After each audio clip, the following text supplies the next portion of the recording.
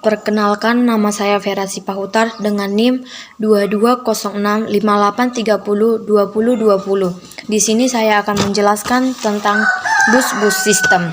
Yang pertama, pengertian bus-bus sistem. Bus merupakan lintas komunikasi yang menghubungkan dua atau lebih komponen komputer. Karakteristik utama dari bus yaitu sebagai media transmisi yang dapat digunakan bersama oleh sejumlah perangkat yang terhubung.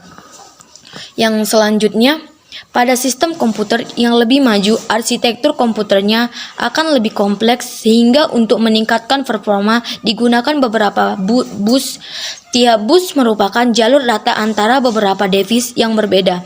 Dengan cara ini, RAM berprosesor atau CPU VGA AGP dihubungkan oleh bus utama berkecepatan tinggi yang lebih dikenal dengan nama VSB atau frontside bus.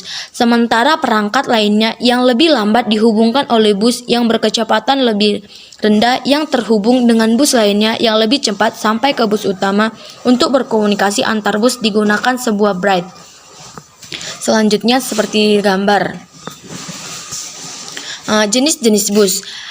Dedicated bus, bus yang khususnya menyalurkan data tertentu, kontrolnya paket, data saja atau alamat saja. Multiplexed bus, bus yang dilalui informasi yang berbeda, baik data, alamat, dan sinyal kontrol dengan metode multiplex data. Kekurangan multiplexed bus adalah hanya memerlukan saluran sedikit sehingga menghemat tempat, tapi kecepatan transfer data menurun dan diperlukan mekanisme yang kompleks untuk mengurangi data yang telah dimultiplex. Selanjutnya, struktur bus.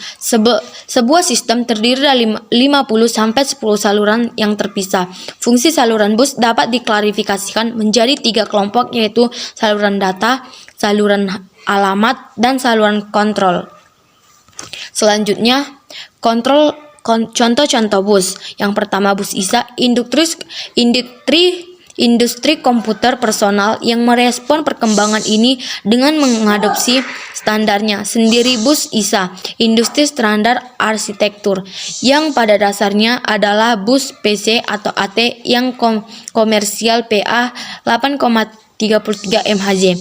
Keuntungan adalah bahwa pendekatan ini tetap mempertahankan kompatibilitas dengan mesin-mesin dan kartu-kartu yang ada. Yang selanjutnya gambar yang dapat dilihat. Yang selanjutnya bus USB. Semua perangkat peripheral tidak efektif apabila dipasang pada bus kecepatan tinggi PCI. Sedangkan banyak peralatan yang memiliki kecepatan rendah seperti keyboard, mouse, dan printer.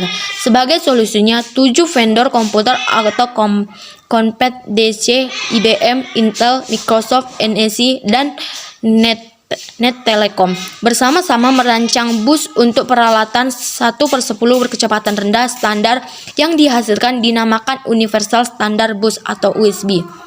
Selanjutnya, kelebihan dan kekurangan bus. Yang pertama, kelebihannya mudah untuk digunakan karena auto configuration dan mendukung single interface. Kecepatan tinggi dalam transfer data, penggunaannya lebih fleksibel, reliability-nya tinggi, mudah beradaptasi dengan perangkat eksternal, lebih hemat biaya, penggunaan daya juga lebih kecil. Kekurangan USB, panjang kabel USB maksimal hanya 15 kaki atau 45 meter. Penggunaan handcam atau webcam yang terhubung ke komputer tidak bisa jauh dari komputernya. Jika scanner dan printer terhubung pada hubungan USB yang sama, maka keduanya tidak dapat bekerja secara bersamaan. Dapat dilihat pada gambar contoh dari USB. Yang selanjutnya, bus SCI, Small Computer System Interface atau SCSI adalah perangkat peripheral eksternal yang dipopulerkan oleh Macintosh pada tahun 1984. SCSI merupakan interface standar untuk device CD-ROM, peralatan audio hard disk, dan perangkat penyimpanan eksternal berukuran besar. SCSI menggunakan interface paralel dengan 8,16 atau 32 saluran data. Selanjutnya, Arsitektur SCSI serial diperkenalkan pada tahun 2008 yang jauh lebih cepat dan lebih dapat diandalkan daripada bus paralel SCISI. SCISI didirikan pada tahun 1978 oleh Antarmuka Systems Stuttgart Accessories and Industrial pada tahun 1981. Pelopor teknologi ini menjadi ayah Larry Baker yang bekerja di Stuttgart Associates dan kemudian diadaptik, sebuah perusahaan yang memproduksi SCSI serial atas serial yang terlampir SCSI dan pendukung adaptive host.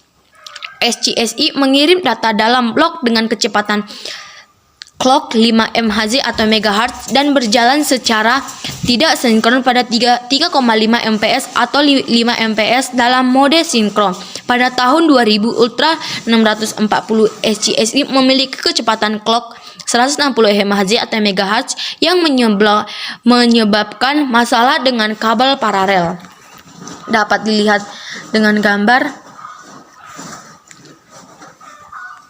Selanjutnya, FireWire atau PI1393 standar di IEEE memiliki kelebihan dibandingkan dengan interface IO lainnya, yaitu sangat cepat. Kelebihan lain adalah penggunaan transmisi serial sehingga tidak memerlukan banyak kabel. Dapat dilihat di dalam gambar. Sekian dari penjelasan saya. Jika ada kekurangan saya mohon maaf. Terima kasih.